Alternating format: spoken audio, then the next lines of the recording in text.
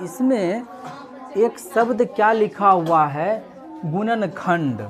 गुणनखंड का माने क्या होता है, कभी सोचे हैं? हम कहें बताओ तो 24 का गुणनखंड क्या कहते हैं? गुणनखंड का माने जिससे भाग लगे।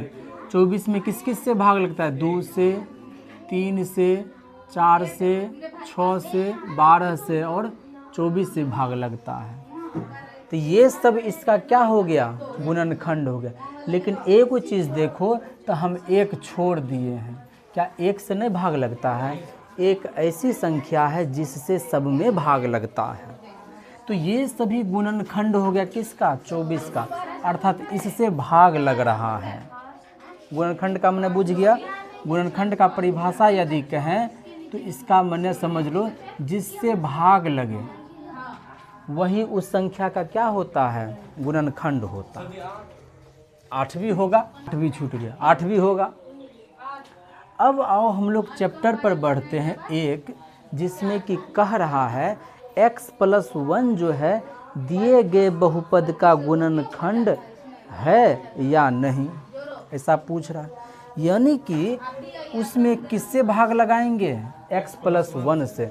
और हम बताए हैं भाग पूर्णतः तब न लगता है जब शेष शून्य मिलता है।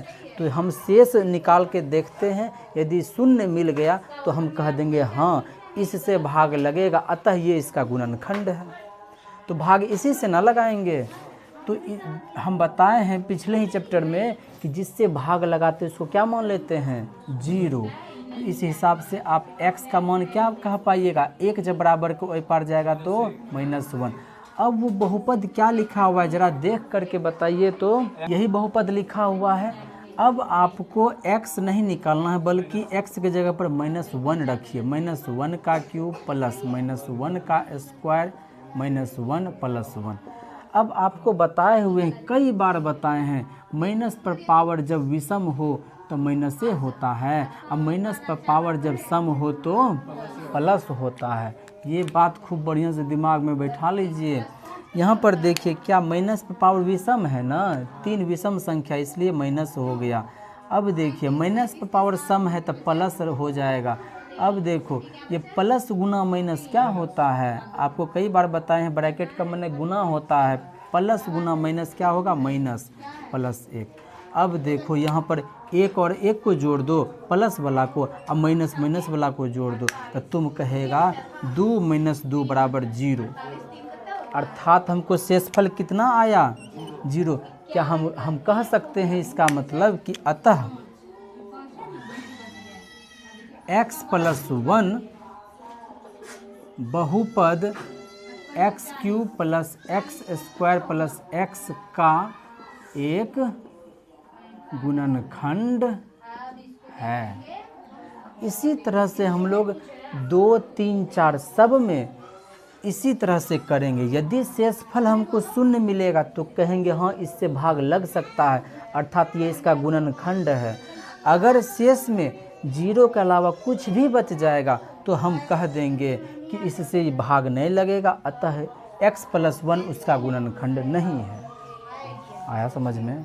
अब देखो ध्यानपूर्वक तुम सवाल को देखो तो भाग x+1 से ना देना है, तो x+1 को हम 0 मान लेंगे और अचर 1 है तो बराबर को ओर पार जाएगा तो x का मान निकल जाएगा -1। ठीक है।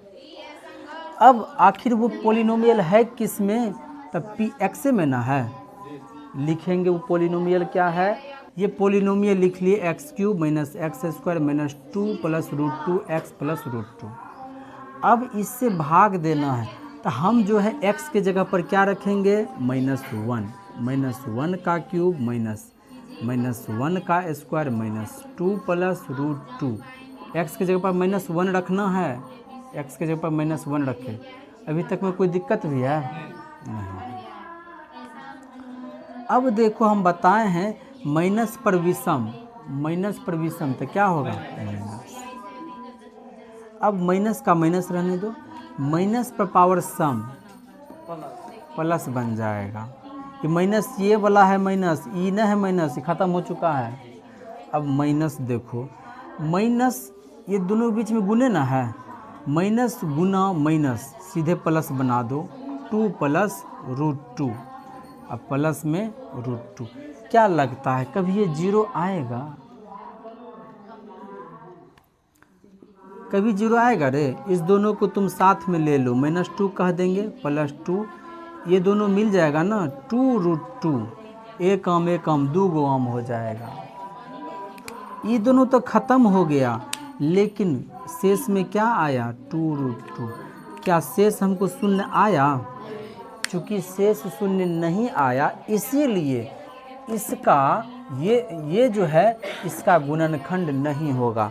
अंतिम में लिखेंगे अतः x+1 बहुपद x³ - x² - 2 + √2x + √2 का गुणनखंड है क्या? गुणनखंड नहीं होता, तब जब शेष शून्य आता, नहीं आया इसलिए इसका गुणनखंड नहीं है। देखो 2 का 3 नंबर में क्या कह रहा है? ये एक पॉलिनोमियल है और ये भी एक पॉलिनोमियल है। कह रहा है कि gx px का गुणनखंड है या नहीं, अर्थात इससे भाग लगा के देखेंगे। जैसे हम कहें कि 4/24 का गुणनखंड है कि नहीं, 4 से 24 में भाग लगा देंगे, से शून्य आ गया तो कहेंगे हाँ गुणनखंड है। तो उसी तरह से इससे इसमें भाग लगाएंगे, है कि नहीं? भाग लगाने का तरीका आपको बता दिया गया है। जिससे भाग लगाते हैं ना उसी को आप 0 मान लीजिए। ये जो gx दिख रहा है ना, इसी को आप 0 मान लीजिए, इसी को 0 बना दीजिए। अब आप यहाँ से लिख पाइएगा x कितना आप लिख पाइएगा? 3 बराबर कोई पार जाएगा तो प्लस बनिए ना जाता है। अब चलते हैं हम लोग पॉलिनोमियल पर, वो जो जिसमें भाग लगाना है, ठीक है। अब यहाँ हम लोग x बराबर 3 रख करके देखेंगे। 3 का क्यूब -4, 3 का स्क्वायर प्लस में 3 प्लस में 6, 3 का क्यूब यानी 3 गुना 3 27 हो जाएगा, -4 को 4 तो 3 का स्क्वायर यानी 3 गुना 3 हो जाएगा 9, प्लस 3 6 9। अब देखो 27 - 9 चौके 36 प्लस में 9 कितना हो जाएगा? दोनों को जोड़ेंगे तो प्लस प्लस वाला साथ ही ना चलता है, ये दोनों साथ में रहेगा। 27 9 36, 36 में से 36 घटेगा, क्या आया? 0। अंतिम में लिखेंगे अतः gx px का एक गुणनखंड है। ये हम तब कह पाए जब हमको शेष कितना मिला। अगर 0 नहीं मिलता तो हम क्या गुणनखंड कह पाते? नहीं कह पाते।